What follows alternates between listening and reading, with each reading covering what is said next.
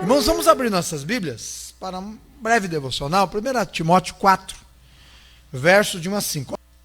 1 Timóteo 4, de 1 a 5. Mas o Espírito expressamente diz que nos últimos tempos apostatarão alguns da fé, dando ouvidos a espíritos enganadores e a doutrinas de demônios, pela hipocrisia de homens que falam mentiras, tendo cauterizado a sua própria consciência, proibindo o casamento e ordenando a abstinência dos manjares que Deus criou para os fiéis e para os que conhecem a verdade, a fim de usarem deles com ações de graças.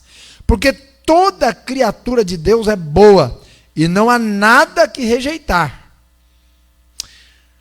sendo recebido com ações de graças, porque pela palavra de Deus e pela oração é santificada. O relacionamento entre amigos, irmãos, é algo muito apreciável, né? Como é bom termos bons amigos. Como é bom sermos amigos em Cristo, irmãos em Cristo, amigos em Cristo, como é bom. E este é o relacionamento de Paulo e Timóteo. Além de discipulando e discipulador, e pastor, né? Eles eram amigos. Companheirismo, amor, compromisso, preocupação, fazem parte de uma boa amizade. E quando a gente tem uma boa amizade, realmente a gente tem preocupações.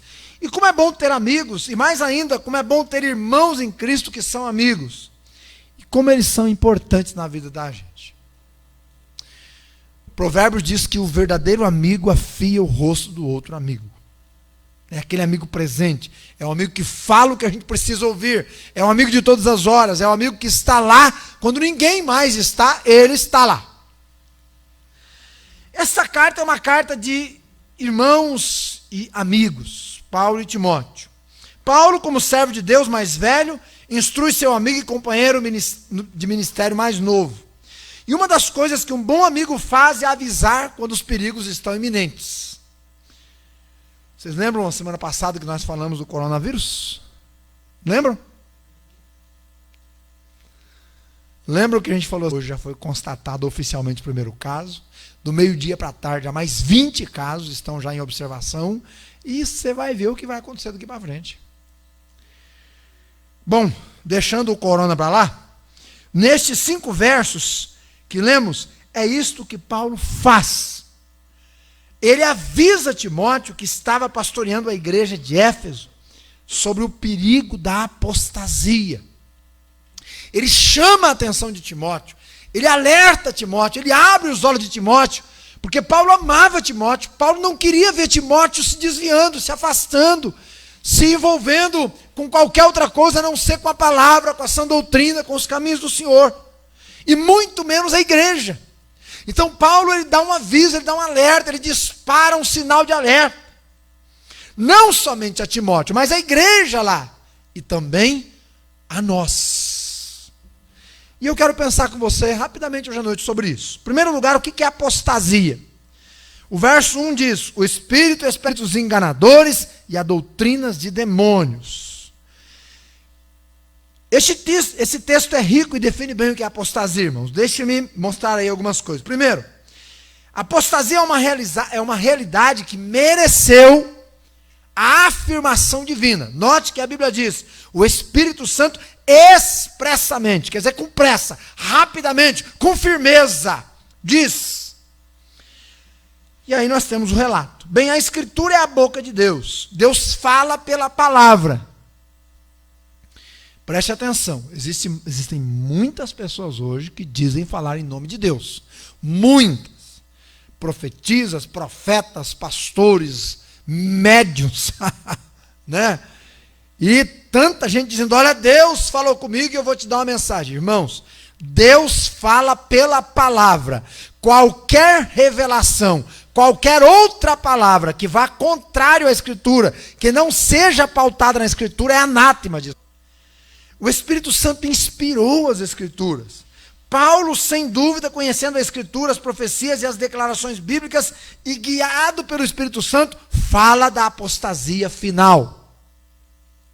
Segundo, a A apostasia, além de ser afirmada pelo Espírito Santo, a apostasia é o afastar-se do corpo dos ensinos bíblicos. Preste atenção. Apostatar é afastar-se do conjunto, do corpo dos ensinos bíblicos. Portanto, esse texto está tratando não da fé subjetiva, daquela fé que habita no seu coração, no meu coração, não. Quando ele fala, apostatarão alguns da fé, essa fé aqui não é a fé subjetiva que está dentro da gente, é a fé objetiva, é o conjunto de ensinos, doutrinas, é o conjunto de revelações de Deus na Escritura, de outra coisa. Portanto, apostatar aqui significa afastar, abandonar, distanciar-se da verdade. No texto, a palavra fé significa isto. Em outras palavras, apostasia aqui é o afastar-se daquilo que é o verdadeiro, o real, para aquilo que é místico, para aquilo que atrai os olhos, para aquilo que satisfaz os ouvidos, mas não é coerente com a revelação, com a palavra bíblica de Deus, com a verdade de Deus. Terceiro, apostatar, e aí o texto é muito claro, é dar atenção aos ensinos de demônios. É dar atenção aos ensinos de demônios. Meus irmãos, o reino das trevas é real. É real. É ativo. É ativo. É pontual em seus alvos. É ousado em seus ataques. É ardiloso em suas manifestações. E dar atenção aos ensinos de demônios. Se você está pensando nesse momento aqui num centro, não é? Cujos ensinos são de demônio. Por isso é ardiloso, é perigoso, é sedutor, é cativante. E tem muitas vezes levado milhares de pessoas. Quarto, é o afastar-se de Deus em busca de prazeres passageiros. Apostatar-se é uma decisão que vem de dentro da pessoa. Por quê, pastor? Meus irmãos, porque convicção bíblica é algo que eu e você temos que ter dentro de nós. Paulo escrevendo aos Filipenses diz assim, cada um ande de acordo com aquilo que já recebeu. Então, na medida que você vai andando na palavra, vai ouvindo a palavra, vai crescendo no meio do povo de Deus, vai ouvindo a palavra de Deus, vai estudando a palavra de Deus, você vai sendo, há um alicerce que vai sendo construído dentro de você pela palavra. E aí você tem que andar na sua vida cristã alicerçado dentro dela. Ela deixou dentro dela a base bíblica e resolveu seguir a sua carne, seguir algum instinto, seguir qualquer outra coisa. Então, é por isso que o Espírito diz expressamente. Então, apostatar significa isso. Segundo, quem são os promotores desta apostasia? O versículo 2 diz, pela hipocrisia de homens que falam mentiras, tendo cauterizado a sua própria consciência. Bem, a apostasia não é uma força que age por si mesma, somente. Não. Ela tem que ser causada. Paulo é enfático em escrever seus promotores e agentes aqui. Primeiro, ele diz que é o reino espiritual. Por isso, o versículo 1 diz, nos últimos tempos apostatarão alguns da fé, dando ouvidos ao quê? Quem está na sua Bíblia escrito aí? A espíritos. Meus irmãos, não é de hoje que espíritos malignos andam por este mundo e usam pessoas e atormentam pessoas. Foram até Jesus e eles eram ousados. Eles chegavam até Jesus e diziam, ei Senhor, por que o Senhor veio nos atormentar antes do tempo? Então, se os espíritos malignos são atormentadores dos homens, saiba você que Jesus era o atormentador dos espíritos malignos. Porque eles disseram isso. Por que viestes nos atormentar antes do tempo? Aquele gadareno estava cheio de demônios e falou isso para Jesus. E Jesus mandou eles ir para os porcos. E eles tiveram que ir. Então, o reino espiritual, meus irmãos, não se brinca, não é coisa irreal. É real. Você só não vê com esses olhos físicos todo momento, mas ele está aí operando. São espíritos enganadores, cheios de doutrinas malignas de demônios.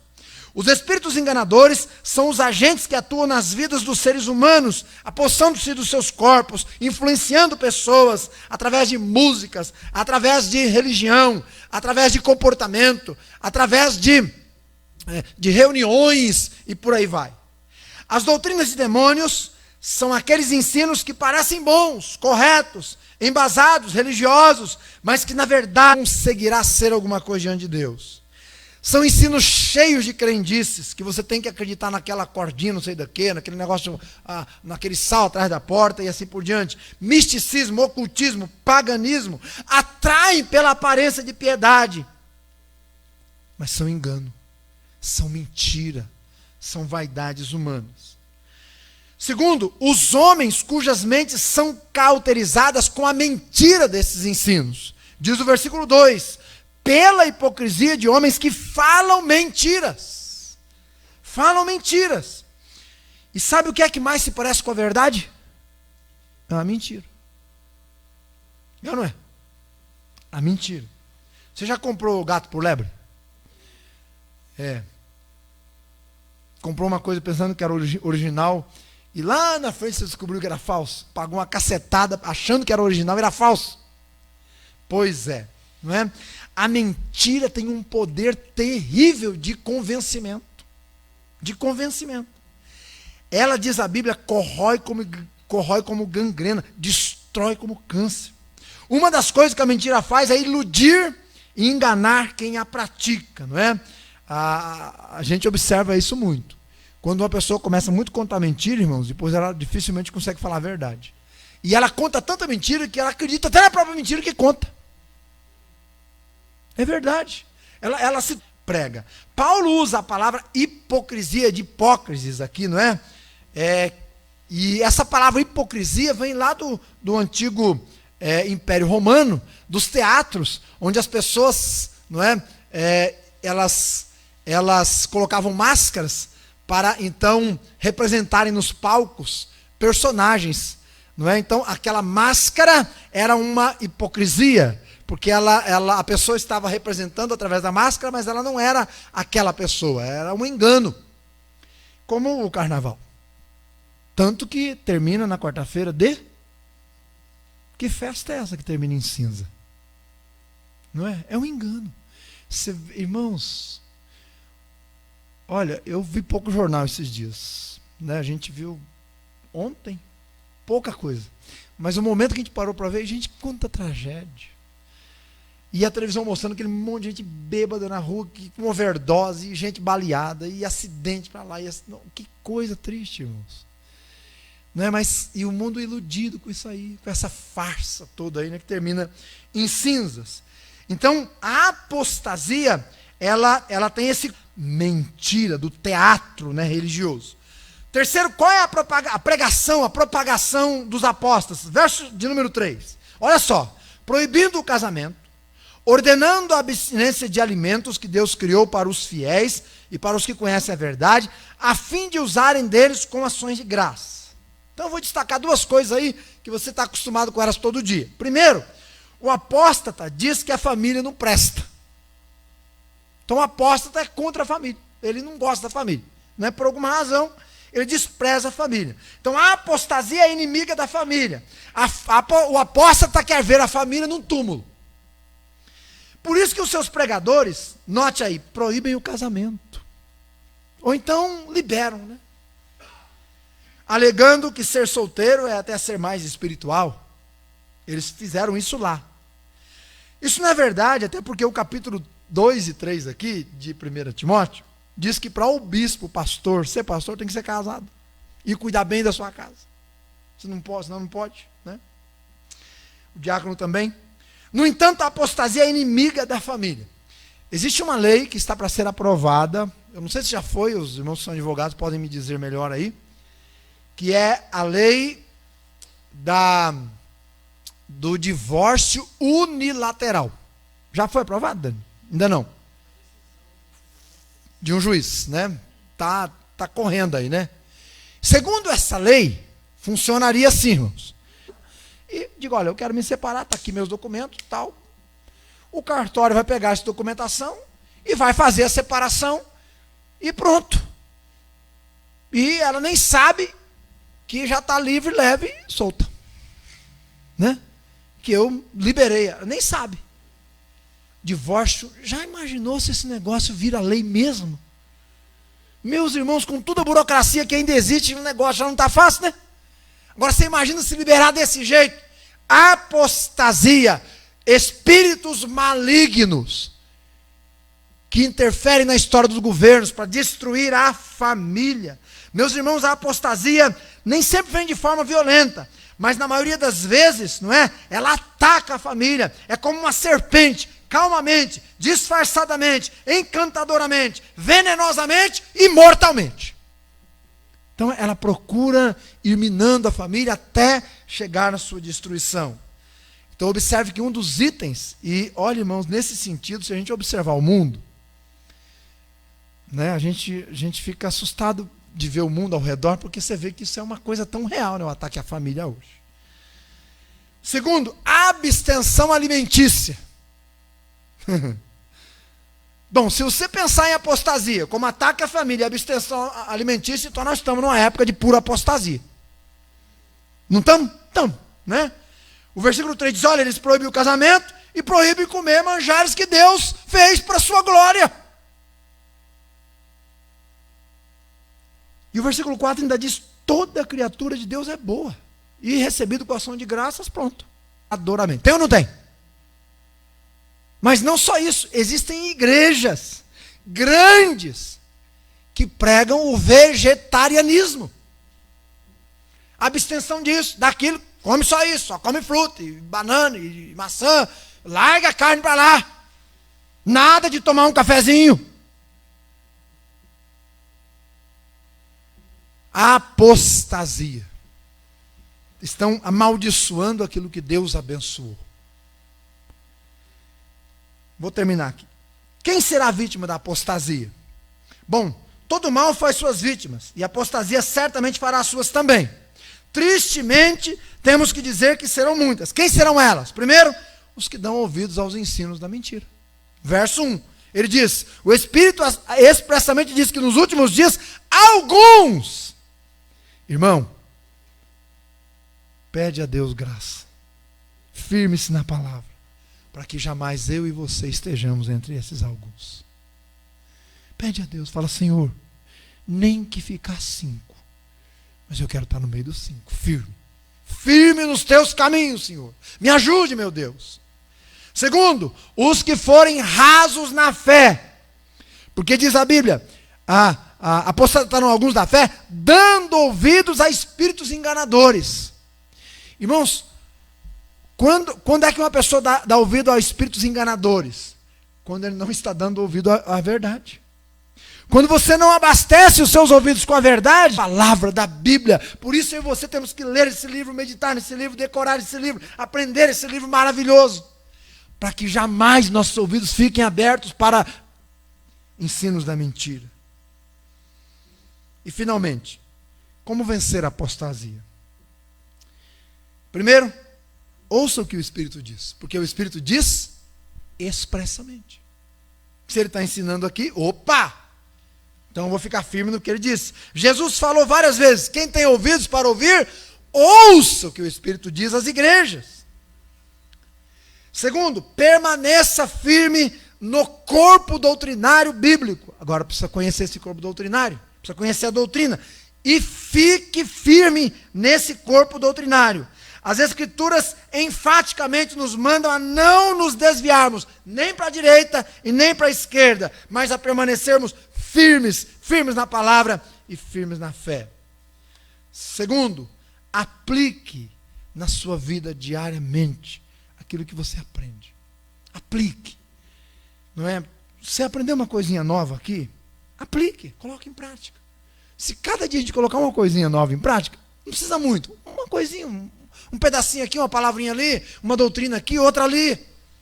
Não precisa muito, mas aplique para que você possa ir galgando os degraus da fé e crescendo. Não é? E creia no que a revelação diz. O que a revelação diz? A revelação é ficado. Então receba com oração e Deus vai abençoar. Termino, para não me delongar mais. Não podemos impedir a apostasia, ela é uma força maior do que nós, não é? E a Bíblia diz que nos últimos tempos apostatarão pessoas da fé. Mas você e eu não precisamos estar entre os apóstatas. Amém, irmãos? Não precisamos. Podemos estar entre os fiéis, entre os firmes na fé, entre os zelosos da palavra. Como é que nós podemos fazer isso? Vamos ouvir a voz de Deus nos ensinando. Vamos ouvir todos os dias a palavra. Vamos nos afastar dos ensinos de demônios. Nesse sentido, cuidado com a internet. Tá bom? Terceiro, reafirme a fé na Escritura, nos valores que ela nos dá. Reafirme a sua fé e alimente-se da fé. Não é? Alimente-se do conjunto da palavra de Deus no seu coração. Aquele que está cheio de Deus não tem espaço em sua vida para espíritos enganadores. Então, enchamo-nos de Deus, para que não haja nenhum espaço sequer para qualquer palavra de qualquer espírito maligno deste mundo. Que o Senhor nos abençoe. Obrigado pela tua palavra, Senhor. Ajude esta igreja a permanecer firme. E quando eu falo igreja, eu estou falando não das paredes deste lugar, mas eu estou falando de cada irmão e cada irmã. Nestes últimos dias, Senhor, nós temos testemunhado e visto quantas e cabeça esmagada serpenteia, procurando derrubar e levar a cabo, levar ao chão, levar a chafurdar a lama deste mundo podre, aqueles que o Senhor lavou com o sangue de teu Filho.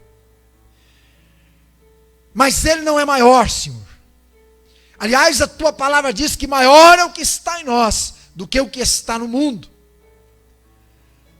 Nós invocamos o teu nome e nós clamamos para que o Senhor tome esta igreja aqui, estes irmãos preciosos, firme eles na tua palavra, que eles possam estar fincados na rocha que é Jesus Cristo, que os seus ouvidos estejam cheios, ó Deus, da palavra verdadeira que desce do céu, que foi dada a nós pelos profetas, os apóstolos e a revelação final por Jesus.